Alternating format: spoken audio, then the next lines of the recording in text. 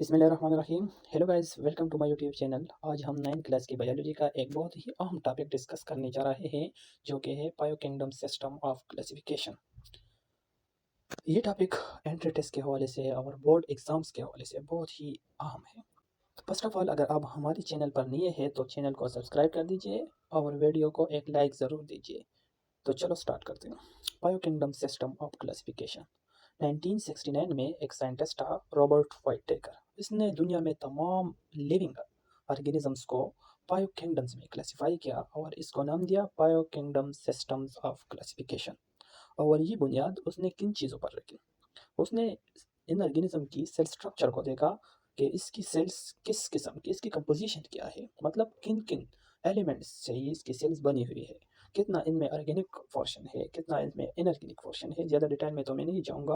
और दूसरा, उसने मूड ऑफ न्यूट्रिशन पर इसकी बुनियाद रखी, यानी हाउ दे ऑब्टेन फूड, किस तरह ये अपने खुराक को लेते हैं। सो मैंने क्या लिखा है कि it was proposed by Robert Whittaker in 1969 and based on fundamental characteristics which are cell structure and how they obtain food, किस तरह इस अपने खुराक को लेते हैं। The five kingdoms which we will discuss are kingdom prokaryotic, which is also called kingdom monera, kingdom protoctesta यानी kingdom protesta, और तीसरा kingdom fungi, चौथा kingdom plantae और पांचवा kingdom animalia। तो हम स्टार्ट करते हैं किंगडम मोनीरा, जिसको हम किंगडम प्रोकैरियोटा भी कहते हैं। तो इसको मैंने सीक्वेंस वाइज आप लोगों की आसानी के लिए इस तरह बनाए हुए है कि फर्स्ट ऑफ ऑल इन तमाम किंगडम में हम ऑर्गेनिजम्स को देखेंगे। इन किंगडम्स में जो ऑर्गेनिजम्स है वो किस तरह होंगे, यूनिसेलुलर होंगे, मल्टीसेलुलर होंगे, यूकैरियोटिक होंगे, प्रोकैरियोटिक होगा, या ऑटोट्रॉफ होंगे, सेप्रोफाइटिक होंगे, या हेटरोट्रॉफ होंगे। तो इनके बुनियाद पर हम ऑर्गेनिजम्स को देखेंगे। दूसरा, हम उनकी सेल के स्ट्रक्चर को देखेंगे कि आया उनमें सेल वॉल है, सेंट्रियोल है, सेल वॉल है या नहीं है, अगर है किन चीज़ों से बनी हुई है। और तीसरा, हम उनकी एग्जांपल्स को देखेंगे कि इनमें कौन कौन से ऑर्गेनिजम्स आते हैं। तो लेट्स स्टार्ट किंगडम मोनेरा। तो ऑर्गेनिजम्स, इनमें तमाम यूनिसेलुलर ऑर्गेनिजम्स इंक्लूड होते हैं। यूनिसेलुलर, जब यूनिसेलुलर है तो ऑलरेडी वो माइक्रोस्कोपिक भी होंगे। तो तुम लोग ये कह सकते हो कि all unicellular and microscopic organisms are placed in kingdom Monera. तीसरा, दूसरा, सेल स्ट्रक्चर। इनकी सेल में membrane bounded nucleus and membrane bounded organelle नहीं होते हैं। तो वो ऑर्गेनिजम्स जिनमें मेम्ब्रेन बाउंडेड न्यूक्लियस और मेम्ब्रेन बाउंडेड ऑर्गेनील्स, मतलब माइटोकॉन्ड्रिया हुआ, गल्जी बॉडीज हुई, सेंट्रियोल हो गया वगैरह, ये चीज़ें इनमें नहीं होते, तो इन ऑर्गेनिज्म को हम प्रोकैरियोटिक कहते हैं। So therefore we also call this kingdom kingdom prokaryotic. उनकी cell wall made up of murein peptidoglycan. उनके सेल वॉल म्यूरिन का केमिकल नेम है पेप्टिडोग्लिकेन। मतलब इनमें पेप्टाइड, पेप्टाइड प्रोटीन को कहते हैं, इनमें प्रोटीन भी होते हैं। ग्लाइकेन कार्बोहाइड्रेट्स को कहते हैं कि उनके सेल वॉल प्रोटीन और कार्बोहाइड्रेट की कम्प्लेक्स से बनी हुई है, जिनको हम म्यूरिन कहते हैं। एग्जाम्पल्स उनमें बैक्टीरिया आते हैं, साइनोबैक्टीरिया आते हैं, और ऑल यूनिसेलुलर ऑर्गेनिज्म इनमें इंक्लूड होते हैं। दूसरा, हमारे पास जो किंगडम है वो है किंगडम प्रोटेस्टा, या इसको हम किंगडम प्रोटोटेस्टा भी कहते हैं। इनमें किस तरह के ऑर्गेनिज्म होते हैं? तो उनमें जो ऑर्गेनिज्म है वो यूकैरियोटिक है। यूकैरियोटिक इन ऑर्गेनिजम्स को कहते हैं जिनमें मेम्ब्रेन बाउंडेड न्यूक्लियस और membrane bounded organelles, mitochondria, गल्जी bodies, centrioles वगैरह वगैरह मौजूद होते हैं। दूसरा, ये जो ऑर्गेनिजम्स है ये ज़्यादातर स्मॉल होते हैं, मतलब यूनिसेलुलर तो नहीं होते हैं, मल्टीसेलुलर होते हैं, लेकिन स्मॉल होते हैं। और तीसरा, ये डाइवर्स है, मतलब it found everywhere, both in aquatic and soils. लेकिन ज़्यादातर इसके जो हैबिटेट है वो एक्वेटिक एनवायरनमेंट है, ज़्यादातर पानी में पाई जाती हैं। एग्जांपल इसकी क्या है? ऑल्जी। ऑल्जी तो हम सब इसको जानते हो कि ऑल्जी किसको कहते हैं? Slime mould, protozoa. प्रोटोजोआ में खासकर इसमें प्लाज्मोडियम, अमीबा एंड पैरामीशियम आते हैं। तो हमारे दो किंगडम्स कंप्लीट हुए। अब हम चलते हैं तीसरे किंगडम की तरफ, जो कि है किंगडम पंजाई।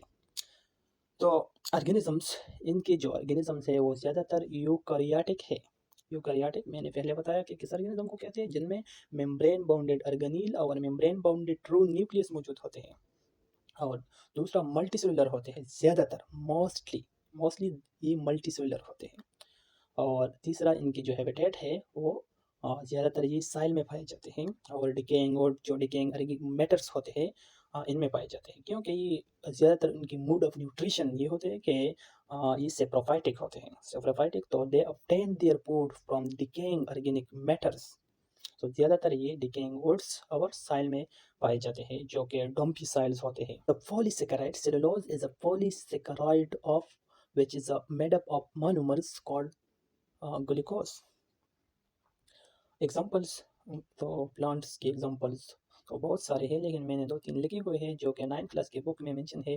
ब्रोसिका, मलफ्री, फांस। पांचवा जो किंगडम है वो है किंगडम एनिमेलिया। किंगडम एनिमेलिया तो आप सब लोग जानते हैं कि इनमें किस तरह के ऑर्गेनिजम्स है। तो भाई इनमें जो ऑर्गेनिजम्स है वो मल्टीसेलुलर है, यूकैरियोटिक है। Multicellular made up of more than one cells, eukaryotic having true nucleus, membrane bounded organelles. Nutritions. These are heterotrophic. They cannot prepare their own food, but they are dependent on autotrophs plants. They get their foods from plants. उनकी cell structure क्या है? They lack a cell wall. उनमें कोई भी cell wall वगैरह नहीं मौजूद।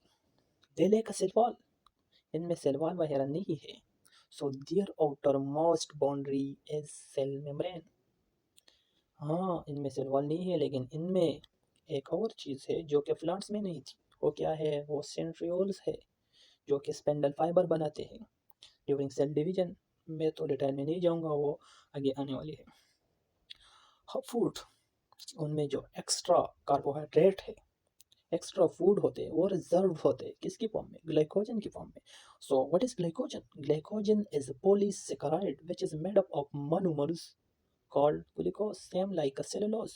So जो प्लांट में एक्स्ट्रा कार्बोहाइड्रेट्स होते हैं वो स्टार्च की फॉर्म में स्टोर होते हैं, और एनिमल्स में जो एक्स्ट्रा कार्बोहाइड्रेट होते हैं वो ग्लाइकोजन की फॉर्म में स्टोर होते हैं। Same in the case of fungi. Fungi में भी जो एक्स्ट्रा कार्बोहाइड्रेट, एक्स्ट्रा फूड होती है वो in the form of glycogen stored होते हैं। उनकी एग्जांपल्स क्या है? जेलीफिश हुआ, वर्म्स हुए, बर्ड्स हुए, मैमल्स हुए, रेप्टाइल्स हुए, एम्फीबियंस हुए। और उनके हैबिटेट तो मैंने नहीं लिखे हैं, लेकिन they are very very very diverse group. They are found everywhere, present in deserts, soils, waters, atmospheres, everywhere in the world found. अगर आपको आ जाए कि which kingdom is very diverse, तो आप लोगों ने किंगडम एनिमेलिया को टेक करना होगा। नेक्स्ट मैंने तकरीबन 6-7 MCQs यहाँ पर लिखे हुए हैं जो कि बहुत ही इम्पोर्टेंट है और आप लोगों की प्रैक्टिस हो जाएगी। तो let's start. Which of the following is not included in Five Kingdom system of classification? Very very very important MCQs. Option number A Munira. आप लोगों ने देखा वहाँ पर मुनीरा की कोई बात आप लोगों ने सुनी होगी। हाँ भाई, मुनीरा तो था किंगडम नंबर फर्स्ट था जो कि यूनिसेलुलर थी, प्रोकैरियोटिक थी। प्रोटेस्टा ही भी था सेकंड किंगडम। पंजाई ही भी था थर्ड किंगडम जो कि यूकैरियोटिक था। वायरस नहीं भाई, ये नहीं है ये kingdom. Virus is not included in bio kingdom system of classification. Why? इसकी कोई रीज़न होगी। रीज़न इसके ये है कि बिकॉज वायरस आर एसेलुलर। मैंने आपको लेक्चर के स्टार्ट में बताया कि these kingdoms are the cellular organisms, it means living organism. So virus is present on the borderline. It is not a cellular nor acellular. It is both. When it is present inside the host, it is cellular. When it is present outside the host, it is not cellular. So, virus is not included in biokingdom system of classification.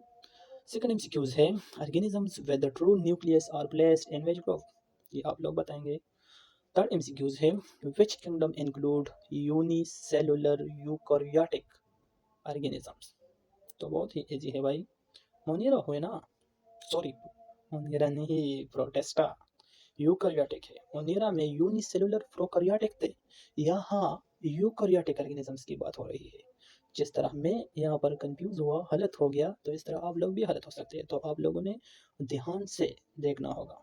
जिस तरह मैं यहाँ पर confuse हो गया, मैंने मोनिरा को टिक किया था, इस तरह आप लोगों ने भी देखना होगा कि यूनिसेलुलर है लेकिन प्रोकैरियोटिक नहीं है, यूकैरियोटिक है। तो यूनिसेलुलर यूकैरियोटिक किंगडम प्रोटेस्टा है, यूनिसेलुलर प्रोकैरियोटिक किंगडम मोनिरा है। थर्ड एमसीक्यूज तो हो गया। फोर्थ एमसीक्यूज है the cell wall of fungi is mainly composed of. Fungi की सेल वॉल किससे बनी थी, ये भी आप लोग बताएंगे। Which mode of nutrition is seen in fungi. Fungi की मूड ऑफ न्यूट्रिशन किस तरह थी? दे obtained their own food, किस तरह थी? They obtained their food from the decaying organic matter. So those organisms which obtain their food from the decaying organic matters are called saprophytic. तो आप लोग यहाँ पर कहेंगे कि यो तो आप लोग ने हेट्रोट्रॉपिक को लिखा था। हाँ हेट्रोट्रॉपिक है, लेकिन हेट्रोट्रॉपिक में स्पेसिफिकली सेप्रोफाइटिक है। तो अगर दोनों आपको दिए हो तो आपने सेप्रोफाइटिक को टिक करना होगा। अगर एक दिया हो तो आप लोगों ने सेप्रोफाइटिक, अगर नहीं है हेट्रोट्रॉपिक है तो फिर आपने हेट्रोट्रॉपिक को मार्क करना होगा। 6 MCQs है। The main criteria use by Whittaker for classification include. Whittaker ने किस क्राइटेरिया पर 5 किंगडम सिस्टम ऑफ क्लासिफिकेशन को बनाया था? मैंने लेक्चर के स्टार्ट में आप लोगों को कहा था। हाँ, सेल स्ट्रक्चर को उसने देखा कि ये ऑर्गेनिज्म यूनिसेलुलर है, मल्टीसेलुलर है, यूकैरियोटिक है, प्रोकैरियोटिक है।